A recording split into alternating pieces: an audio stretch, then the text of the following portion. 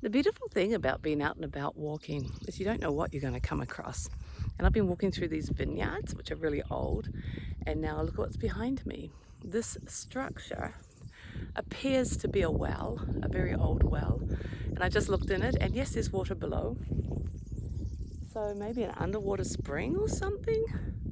But how cool is that? Covered in vines, hundreds of years old, who knows, from the beginning of time.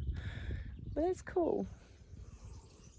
And in front of me is vineyards, behind me is olive trees. It's very nice. Birds all around. What I've been talking about is just being okay with where you're at, being excited to be here, being excited and at peace with where you are right now, what you're doing today. Be not buying into the thoughts that say that something needs to change or you need to be somewhere else, but just allowing and experiencing life is good and life is in the right rhythm right now. Like, you don't need to add anything else to it. You can be creative. I mean, that naturally comes from being present. The creative force and the relationship you have with your divine purpose and what is supposed to be happening naturally without you forcing your will on it, right? And allowing the divine time to create the movement that it happens in, it expresses in. Otherwise, it's us trying to push that. So it's a very different way to live life when we start to actually live from being present and to recognize the beauty of what is in this moment. And I love that because it means that we're constantly learning, actually. We're actually seeing the old patterns of pushing and ownership and wanting, and then we see our frustration with it.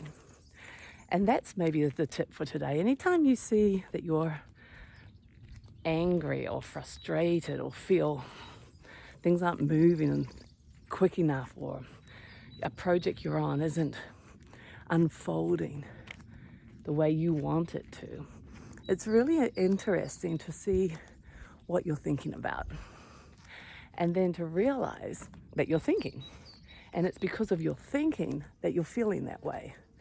And that if you stopped thinking, what happens to you, to your experience, to the relationship with the project?